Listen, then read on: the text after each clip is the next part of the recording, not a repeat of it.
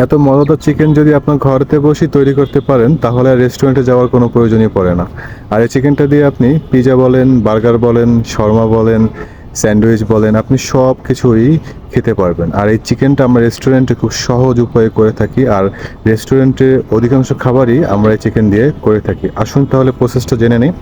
আমি প্রথমে কিউব করে চিকেনটা সুন্দর করে কেটে নিয়েছি। তারপর আমি এখানে মরিচের গুঁড়ো দিয়েছি 2 টেবিল চামচ, তারপর ধনিয়ার গুঁড়ো দিলাম, জিরার গুঁড়ো দিলাম এখানে, তারপর আমি একটু হোয়াইট পেপার এখানে দিয়ে দিলাম, পরিমাণ মতো হোয়াইট পেপার দিলাম আর কি।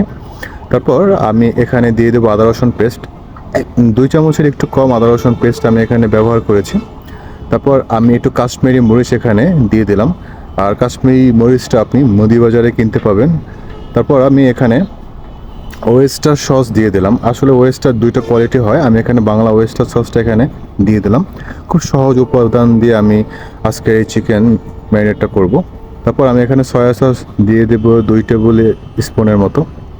এরপর আমি এখানে পরিমাণ মতো রোজমেরি দিয়ে দেবো, আর রোজমেরি দিলে চিকেনটা খুব সুন্দর একটা অ্যারোমা তৈরি হয়। আমি এখানে অল্প কিছু পরিমাণ সয়াবিন তেল দিয়ে দেবো। সয়াবিন তেল দিয়ে আমি একটু লেবুর রস এখানে দিয়ে দেবো। আপনারা একটু লেবুর রস, একটু ভিনেগার দেওয়ার অবশ্যই চেষ্টা করবেন, তাহলে চিকেনের যে বাজে স্মেলটা এটা দূর হয়ে যাবে এবং খেতেও খুব সুস্বাদু হবে। তারপর আমি এটা সুন্দর করে মেখে নেব, একটু মিক্সিং করে নেব।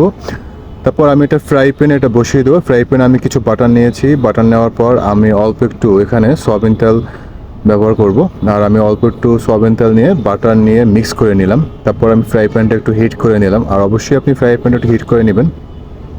হিট করে নিয়ে আমি আমার চিকেনগুলো এখানে ছেড়ে দিলাম। তারপর আমি চিকেনটা সুন্দর করে হাই হিটে চিকেনটাকে সুন্দর করে সতে করে নিব। আর অবশ্যই আপনারা এই পর্যায়ে চুলোর হিটটা একটু হাই করে রাখবেন।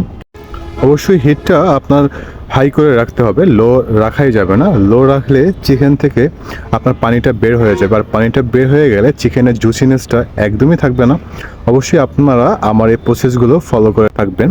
আর হচ্ছে দেখেন আমি 10 মিনিট পর আমার চিকেনটা কত সুন্দর কুক করে ফেলেছি। আমি একটু হাই হিটেই কুক করেছি। দেখেন আপনারা চিকেনটা কতটা লোভনীয় হয়েছে। আর এত সুস্বাদু চিকেন আপনারা ঘরেতে বসে পারফেক্ট তৈরি করতে পারবেন যদি আমার ভিডিওর সম্পূর্ণটা আপনারা ফলো করে থাকেন। আর যদি এত সুন্দর চিকেন আপনারা ঘরেতে বসে তৈরি করতে পারেন তাহলে আপনাদের আর রেস্টুরেন্টে যাওয়ার কোনো প্রয়োজনই পড়ে না। ঘরেতে বসে রেস্টুরেন্টে সকল সুস্বাদু খাবার আপনারা তৈরি করতে পারবেন।